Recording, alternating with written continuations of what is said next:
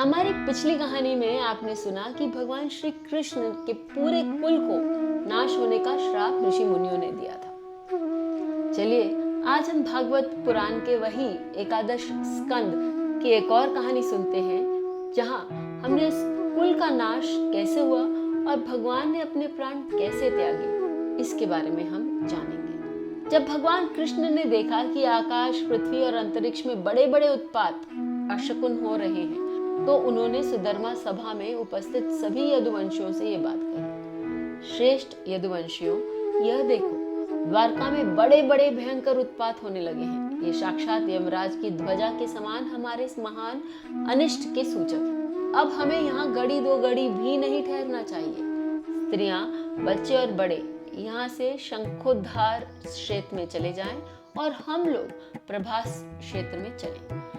आप सब जानते हैं कि वहां सरस्वती पश्चिम की ओर बहकर समुद्र में जा मिलती है। वहां हम स्नान करके पवित्र होंगे, उपवास करेंगे और एकाग्र चित्त से स्नान एवं चंदन आदि सामग्री से देवताओं की पूजा करेंगे। वहां स्वस्ति वचन के बाद हम लोग गौ, भूमि, सोना, वस्त्र, हाथी, घोड़ा, रथ और घर आदि द्वारा महात्मा ब्राह्मणों का सत्कार करेंगे।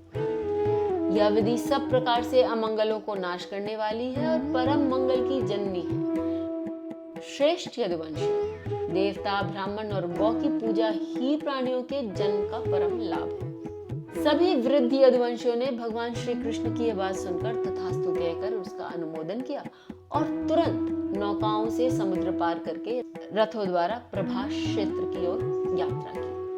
वहां पहुंचकर यादवों ने यदुवंश शिरोमणि भगवान श्री कृष्ण के आदेश अनुसार बड़ी श्रद्धा और भक्ति से शांति पाठ आदि सब किया और सभी प्रकार के मंगलमय कृत्य किए। ये सब तो उन्होंने किया ही, परंतु देव ने उनकी बुद्धि हर ली थी और इसलिए वे मैरक नाम की मदिरा का पान करने लगे, जिसके नशे से बुद्धि भ्रष्ट हो जाती है। वह पीने में तो अवश्य ही मीठी लगती है, परंतु परिणाम में सर्वनाश करने वाली है। उस तीव्र मदिरा के पान से सब के सब उन्मत्त हो गए और एक दूसरे से लड़ने लगे। सच पूछो तो श्री कृष्ण की माया से वे मूढ़ हो गए थे। उस समय वे क्रोध में भरकर एक दूसरे पर आक्रमण करने लगे और धनुष बाण, तलवार, भाले, गदा, तोमर आदि अस्त्र शस्त्रों से वहीं समुद्र तट पर ही एक दूसरे से भिड़ गए।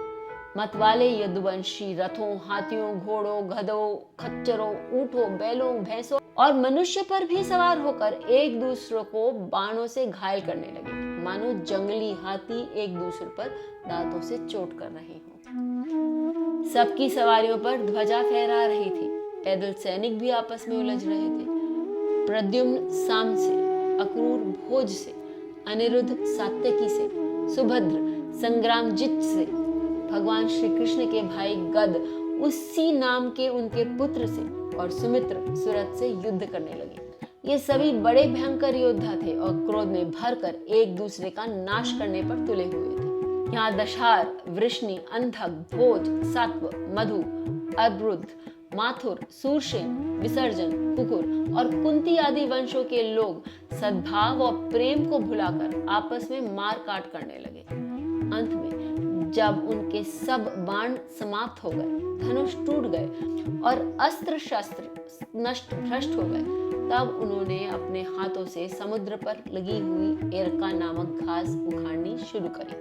अब यहाँ हमें सचेत हो जाना चाहिए, क्योंकि ये वही घास थी जो ऋषियों के श्राप के कारण उत्पन्न हुए लोहमय मूसल के चूर्ण से पैदा हुई थी। उसके हाथों में आते ही वह घास वज्र के समान कठोर मुद्गरों के रूप में परिणत हो गई। अब सभी रोष में भरकर उसी घास के द्वारा अपने विपक्षियों पर प्रहार करने लगे। भगवान श्री कृष्ण ने उन लोगों को मना किया, लेकिन उन लोगों ने भगवान श्री कृष्ण और बलराम जी को ही अपना शत्रु समझ लिया।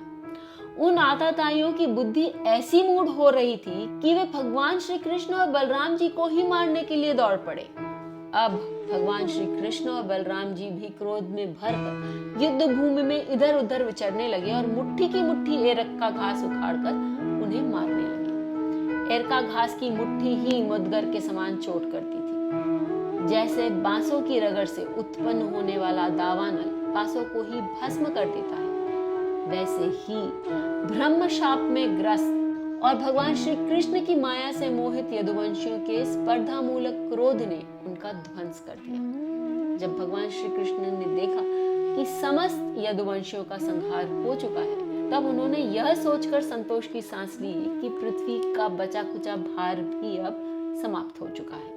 बलराम जी ने समुद्र तट पर बैठकर एकाग्र चित्त से परमात्मा चिंतन करते हुए अपने आत्मा को आत्म स्वरूप में ही स्थिर कर लिया और मनुष्य शरीर छोड़ दिया। जब भगवान श्री कृष्ण ने देखा कि मेरे बड़े भाई बलराम जी परम धाम में लीन हो गए हैं, तब वे भी एक पीपल के पेड़ के तले जाकर चुपचाप धरती पर ही बैठ गए। भगवान श्री कृष्ण ने उस समय अपनी अंग कांति से दैदीप्यमान चतुर्भुज रूप धारण कर रखा था और धूम से रहित अग्नि के समान दिशाओं को अंधकार रहित प्रकाशमान बना रखा था। शंख, चक्र, गदा आदि आयुध अब मूर्तिमान होकर प्रभु की सेवा कर रहे थे। उस समय भगवान अपनी दाहिनी जंघा पर बायां चरण रखकर बैठे हुए थे। लाल लाल तलवार रक्त कमल के समान चमक रहा था। इधर जरा नामक एक बहेलिया था। उसने मूसल के बचे हुए टुकड़े से अपने बाण की घासी बना ली थी। उसे दूर से भगवान का लाल लाल तलवा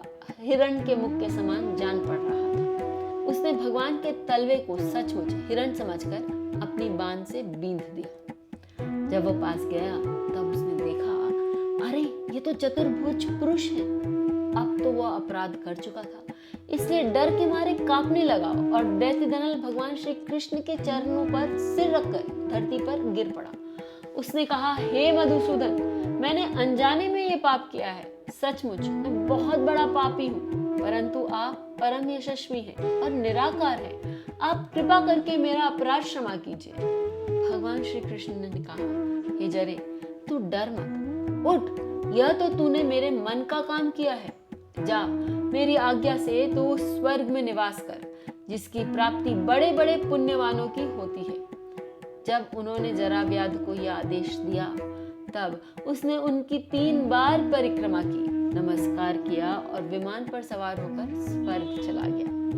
भगवान अभी अपने धाम को जाएंगे, लेकिन अगली कहानी में। इससे पहले आप ये जानिए कि भगवान जब पृथ्वी पर अवतरित होते हैं, तो भगवान भी कर्मों की मर्यादा में रहते हैं। उनकी मर्यादा को वो मानते हैं। भगवान उससे बंधे नहीं हैं, लेकिन हमें यह दिखाने के लिए कि हमें अपने कर्मों का फल चुकाना पड़ता है। भगवान भी उनकी मर्यादा को मानते हैं और अपने कर्मों का फल चुकाते हैं। कैसे? पहले तो वो मूसल का वो टुकड़ा जिसका वो बाण बनाया गया, बाण की नोक बना गई और उसी से भगवान की पैर पर आघात हुआ और भगवान अपने धाम को जाने के लिए तैयार हुए।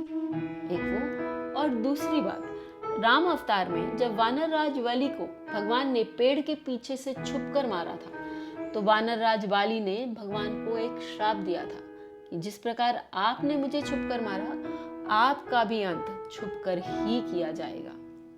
और आपने देखा कि जरा ने भगवान को छुपकर मारा था। तो भगवान ने इन दोनों श्रापों को अपने सर माथे लिया और उन्हें